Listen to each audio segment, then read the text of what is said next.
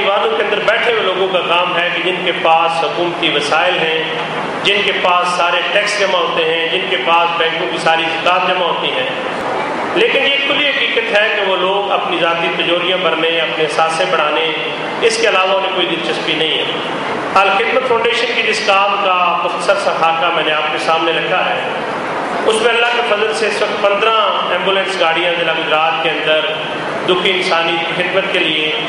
2 مکمل ہسپتال جو ہیں وہ ایک ہاسپٹل تیمور چوک میں اور ایک ہاسپٹل پرانے سراپا بازار کے اندر کام کر رہا ہے۔ اس کے علاوہ متعدد ڈسپینسریاں ہیں جہاں روزانہ کی بنیاد پہ مریضوں کے لیے ادویات اور وہاں ان کے معالج ان کا انتظام کیا گیا ہے۔ میں اس موقع پر جماعت اسلامی حلقہ خواتین کو مبارکباد بھی دیتا ہوں، ان کے حوصلے کی داد بھی دیتا ہوں کہ شدت کے اس موسم کے اندر اس سارے کام کو، اس پروگرام کو ترتیب دینا اور آپ کے لیے وہ سارے وسائل فراہم کرنا اور پھر اس عزت اور وقار کے ساتھ آپ کو بٹھا کر آپ کے لیے وہ چیزیں فراہم کرنا، بلا شبہ یہ بات سیرت کے البم میں نظر آتی ہے کہ نبی مہربان صلی اللہ علیہ وسلم اور آپ کے صحابہ اس وقت بھی جو لوگ اس وقت ضرورت مند ہوتے تھے، نادار ہوتے تھے، یہ نہ کسی پر کوئی احسان ہے اور نہ کسی کے ساتھ کوئی دوسرا معاملہ ہے، بلکہ یہ ہمارا اپنا فرض ہے، ذمہ داری ہے، جس کو حلقہ خواتین بھی اور خدمت فاؤنڈیشن بھی اپنے اپنے دائرے کے اندر کام کر رہی ہے۔ میں اللہ رب العالمین سے اس بات کی دعا کرتا ہوں کہ ہمارے ہر عمل کو اپنے لیے خالص کر لے اور ہماری اس دنیا اور آخرت کی نجات کا ذریعہ بنا دے، اور ہمیں اس بات کی ہمت اور توفیق دے کہ ہم زیادہ سے زیادہ اپنی صلاحیتیں، اپنا وقت اور اپنا مال ان افراد کے لیے جن کے بارے میں اللہ رب العالمین نے قرآن کریم میں حکم دیا ہے کہ ضرورت مندوں اور نادار لوگوں کو ان کے چیزوں سے پہچانا کرو اور ان تک ان کی ضروریات جو ہے وہ پہنچا دیا کرو۔ الحمدللہ اس وقت ایک نیا سلسلہ شروع کر رہے ہیں گجرات شہر کے اندر۔ 100 یتیم بچوں کا ہدف ہم نے طے کیا کہ اس رمضان کے اندر ان کی حفاظت کریں گے، ان کی تعلیمی ضروریات بھی پوری کریں گے اور ان کے کھانے پینے کی اشیاء، کھانے پینے کا سامان بھی ان کے گھر کی دہلیز تک ان تک پہنچائیں گے۔ اور ایک بچہ جو ہے اس کی کفالت کا ہم نے 2500 روپے 2500 روپے ماہانہ طے کیے ہیں اور 30,000 روپے سالانہ ایک خاندان کو اس بچے کی کفالت کے لیے فراہم کریں گے۔ رمضان کے آغاز سے دن کا اس کا ہم انشاءاللہ پروگرام رکھ رہے ہیں اور ابھی ابتدائی طور پر جن لوگوں سے ہماری ملاقات ہوئی ہے، بات ہوئی ہے، 25 کے قریب یعنی چوتھائی ہدف جو ہے وہ طے ہو گیا ہے، لوگوں نے اپنے ذمے بچوں کی حفاظت کا ذمہ جو ہے وہ لیا ہے۔ تو میں اللہ تعالیٰ سے اس بات کی دعا کرتا ہوں کہ ہمارے عمل کو خالص کرے اپنے لیے اور اسے دنیا کے اندر بھی اور آخرت کے اندر ہماری نجات کا ذریعہ بنائے، اور ہماری وہ خواتین بہنیں جو شدت کے موسم کے اندر اپنے گھر کے کام کاج چھوڑ کر آتی ہیں، آپ کے لیے دروس قرآن کی مجالس رکھتی ہیں، تربیتی پروگرامات رکھتی ہیں اور خدمت خلق اس کام کے اندر ضروریات زندگی کا سامان آپ تک پہنچانے کا اہتمام کرتی ہیں، اللہ رب العالمین ان کے اجر کے اندر بھی اضافہ کرے اور ان کے گھروں کو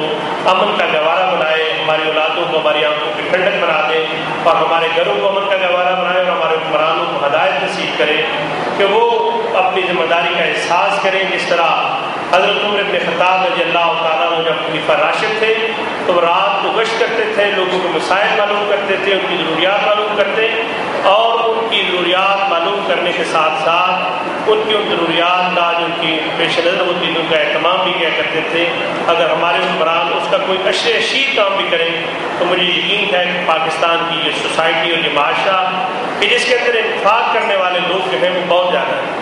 اور یہاں خوش بختی یہ ہے کہ باہر کے ممالک کے اندر تو لوگ بہت امیر ہوتے ہیں، ان کے پاس اثاثے ہوتے ہیں، ان کے پاس بڑے وسائل ہوتے ہیں، لیکن میں یہ دیکھتا ہوں کہ ہمارا ایک تنخواہ دار مزدور جو ہے وہ بھی 300 روپے دہاڑی لیتا ہے اور اس میں بھی 15-20 روپے جو ہے وہ کسی ضرورت مند کی ہتھیلی پہ جو ہے وہ رکھ دیتا ہے۔ اشفاق احمد خان صاحب ایک لکھنے والے تھے، اچھے سوچنے سمجھنے والے دماغ تھے، تو انہوں نے ایک مزدور کو دیکھا، وہ جا رہا تھا، انہوں نے کہا، اس کو بلایا، کہا کہ جلیبیاں کھاؤ گے؟ تو مزدور نے کہا کھا لوں گا۔ اشفاق احمد کہتے ہیں کہ میں نے ایک پاؤ جلیبیاں اس کے لیے منگوائی، اس کے سامنے رکھی اور اس نے چند لمحوں کے اندر جو ہے ان کو جب کھا لیا تو میں نے کہا کہ تمہیں مزہ آیا؟ کہنے لگا جی بہت مزہ آیا۔ اشفاق احمد کہتے ہیں میں نے اس سے کہا کہ اگر تم اپنی معمولی سی جو تنخواہ ہوتی ہے تمہاری، اس میں تھوڑا سا بھلائی کا کام کرو اور اگر تم کچھ تھوڑا سا خرچ کرو گے تو اس میں پھر تمہیں ان جلیبیاں کھانے سے زیادہ مزہ آئے گا۔ وہ مزدور حیرانگی سے کہتا ہے جی میری تو بہت تھوڑی تنخواہ ہوتی ہے، دیہڑی ہوتی ہے، میں بھلا کیسے کیسے خدمت کا کام کر سکتا ہوں. لیکن بات انہوں نے اس کے ذہن کے اندر ڈال دی. وہ حضور چلا گیا اور جب اس نے اگلے دن اپنی اجرت اسے ملی تو 300 روپے میں اس نے بھی 5 یا 10 روپے کسی ضرورت مند آدمی کو دے دیے. کچھ عرصے کے بعد اشفاق احمد سے وہ ملا اور اس نے کہا اشفاق صاحب سچی بات یہ ہے کہ جلیبیاں کھانے سے مجھے زیادہ لطف آیا ہے اپنی اس تھوڑی سی جو میری اجرت ہے اس میں سے اللہ کے راستے کے اندر انفاق کرنے کی. اور اس بات کے لیے میں سمجھتا ہوں بڑے وسائل کی ضرورت نہیں ہوتی اور ساری رات نہ عبادت کرنے کی ضرورت ہوتی ہے کہ آدمی کھڑا ہو کر اللہ راضی ہو جائے، بلکہ انسان کی نیت، اس کا ارادہ، جب وہ اس نیت اور ارادے کو بنا لیتا ہے تو اللہ رب العالمین اس کے کھاتے کے اندر نیکیاں جو ہیں وہ درج کر دیتے ہیں. مجھے سیرت کے البم میں یہ تصویر نظر آتی ہے کہ جناب علی کرم اللہ وجہ پہاڑ کے پاس سے گزرے. قید کا زمانہ تھا، لوگوں میں کھانے پینے کی اشیاء نہیں مل رہی تھی. ان کے دل میں خیال آیا کہ اللہ تعالیٰ مجھے اس پہاڑ کے برابر آٹا دے اور میں سارے کا سارا آٹا ضرورت مندوں کے اندر تقسیم کروں. نبی صلی اللہ علیہ وسلم کی مجلس میں جا کے بیٹھ گئے اور جب یہ دوبارہ خیال آیا تو ہنسنا شروع کر دیا. ساقی کوثر صلی اللہ علیہ وسلم نے پوچھا علی کیوں ہنس رہے ہو؟ کہنے لگے یا رسول اللہ صلی اللہ علیہ وسلم بڑے عجیب عجیب خیال آتے ہیں. میں وہ پہاڑ کے پاس سے گزر کے آیا ہوں، میرے دل میں خیال آیا اللہ تعالیٰ مجھے اس پہاڑ کے برابر آٹا دے اور میں آٹا ضرورت مندوں میں تقسیم کروں. خیال تو آیا تھا لیکن ہنسی اس بات پہ آ رہی ہے کہ ساری زندگی خود تو پیٹ بھر کے کھانے کو نہیں ملا ہے،